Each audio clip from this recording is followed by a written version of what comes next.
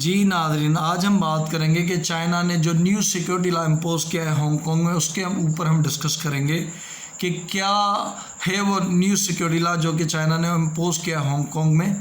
Hong Kong और China का क्या रिलेशनशिप है, किस रिलेशनशिप के ऊपर वो एक दूसरे से जुड़े हुए हैं, और उसके बाद हम बात करेंगे कि यूएसए की एडमिनिस्ट्रेशन क्यों सोच रही है कि वो एक एक न्यूक्लियर टेस्ट करे। जी हाँ, न्यूक्लियर टेस्ट आज के दौर में, जो कि एक एक्टिविटी उन्होंने 1992 में की थी, आज के टाइम में उनको क्या ज़रूरत पड़ी है कि अमेरिका दोबारा न्यूक्लियर टेस्ट करना चाहता है, और न्यूक्लियर टेस्ट करने के बाद वो कैसे मैसेज देना चाहता है, उस टेस्ट को हासिल करने के बाद वो क्या हासिल करना चाहता है।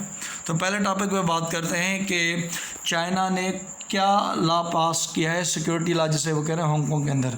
पहले मैं ये आपको ये बता दूं कि ये जो हांगकांग है ये शुरू से चाइना का हिस्सा था, लेकिन जंग की वजह से, किसी और सूरत की वजह से ये ब्रिटिश का एक हिस्सा हो गया था, और 100 सालों तक ये एग्रीमेंट हुआ था ब्रिटिश और चाइना के बीच। ये जो हांगकांग होगा चाइना का हिस्सा, ये ब्रिटेन के पास रहेगा, और 100 साल बाद ये ब्रिटेन उन्हें वापस कर देगा।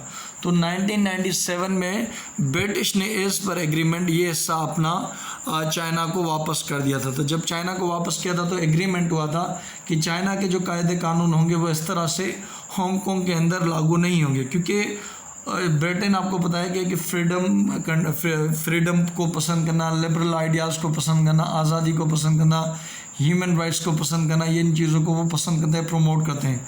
तो जब उन्होंने 1997 में जब इसे हैंड ओवर किया हांगकांग को, तो उन्होंने चाइना से बात की थी कि आप ये सच अपने हार्श, क्योंकि चाइना के अंदर हार्श कानून वगैरह होते हैं, तो उन्होंने चाइनीज़ को कहा था कि आप सच्चे जितने आपके जो कानून वगैरह होंगे इस तरह से उसके अंदर इम्प्लीमेंट वगैरह नहीं होंगे, उनके यहाँ आज़ादी वगैरह होगी।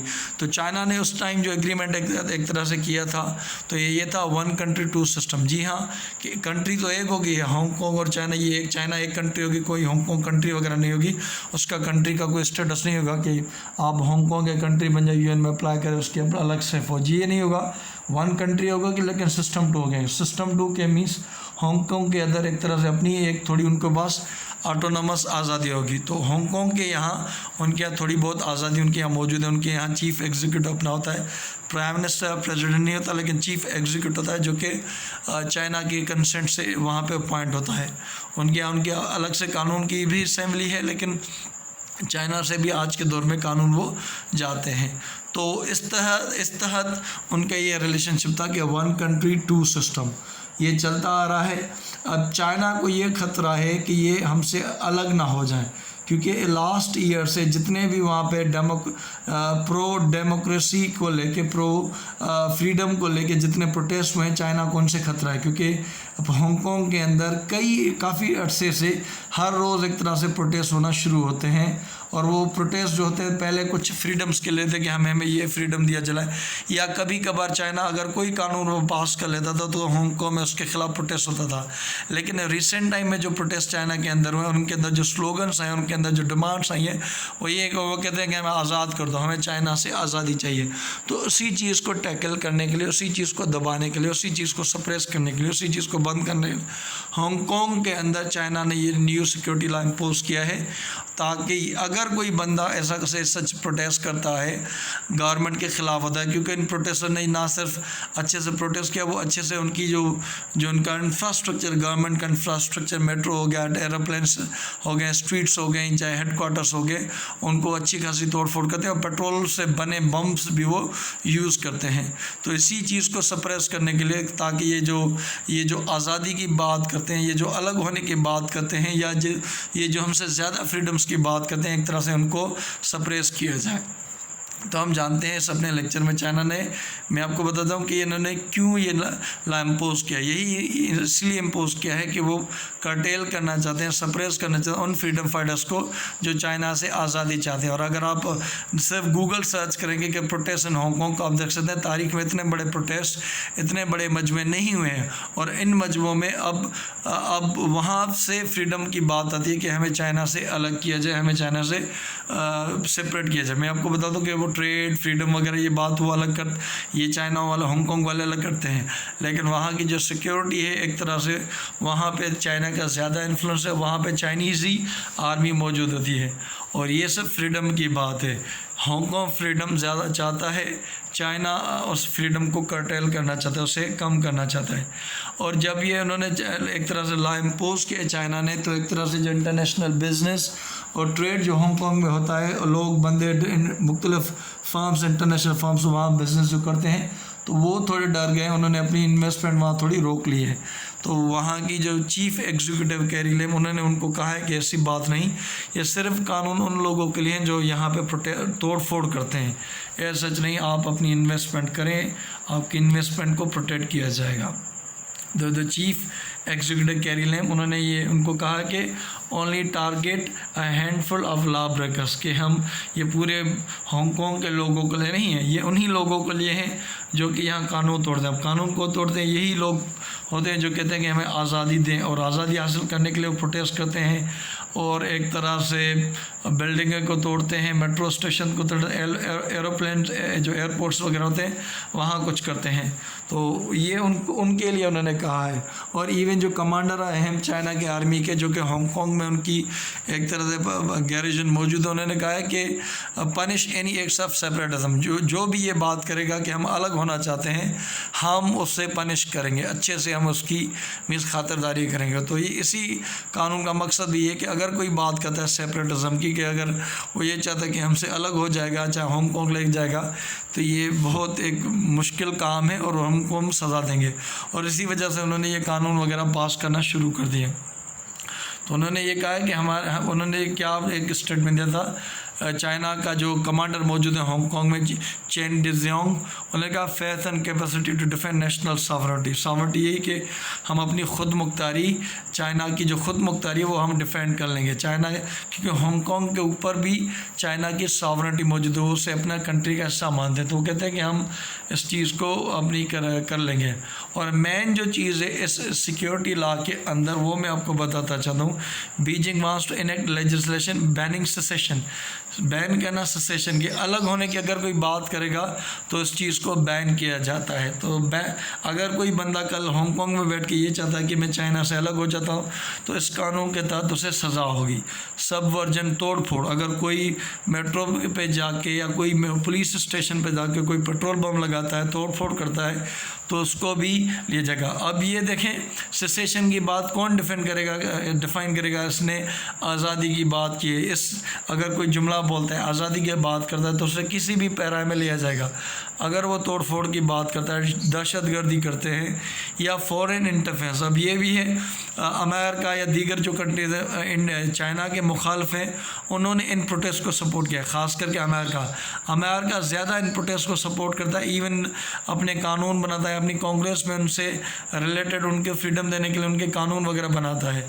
तो ये भी है कि वो ये भी कहेंगे कि अगर सच एज फॉरेन इंटरवेंशन होती है, फॉरेन इंटरफेरेंस होती है, अमेरिका कुछ करता है, दीगर चाइना के मुखालिफ कुछ करते हैं, तो वो भी उसी ज़मरे में लेकर उनको कहेंगे। इन द इंटरनेशनल फाइनेंस, सब ये हांगकांग की भी बात हो रही है, तो उन्होंने कहा है कि ये किस पैरा में है, क्योंकि आपको पता है कि डेमोक्रेसी के वहाँ प्रोटेस्ट हो रहे हैं, तो उसी चीज़ को देखते हुए चाइना ने ये लॉ बनाया कि अगर कोई अलग होने की बात करेगा, कोई तोड़ फोड़ करेगा, दहशतगर्दी करेगा या बाहर से कुछ मदद लेगा, तो उसे सज़ा होगी। और एक तरह से ये समझा जाता है, ये एक बड़ा धचका है अपनी हांगकांग की आज़ादी के लिए, हांगकांग की जो ऑटोनॉमी है उसको एक बड़ा धचका है। ये चीज़ अगर इम्प्लीमेंट हो जाती है, क्योंकि उन्होंने पास कर दिया है और ये हांगकांग की पार्लियामेंट से भी पास नहीं, उन्होंने चाइना ने अपनी असेंबली से पास कर दिया। वो असेंबली जहाँ पे कुछ जो सदर चाहेगा, उनकी जो बंदे हैं मेन, वो चाहेंगे वही होगा, और वो बस उसे पास कर लेते हैं। तो ये माना जाता है कि एक तो आज़ादी की जो बात हो रही थी वो एक तरह से अब ख़त्म हो जाएगी। और इसी वजह से ये उन्होंने जो अनाउंसमेंट की है उसे बाईपास किया हांगकांग को, और वहाँ हांगकांग के अंदर जो चीफ़ एग्जीक्यूटिव जो पुलिस है, वहाँ पे चाइनीज़ लोगों का, चाइनीज़ गवर्नमेंट का इनका असर रसूख ज़्यादा है।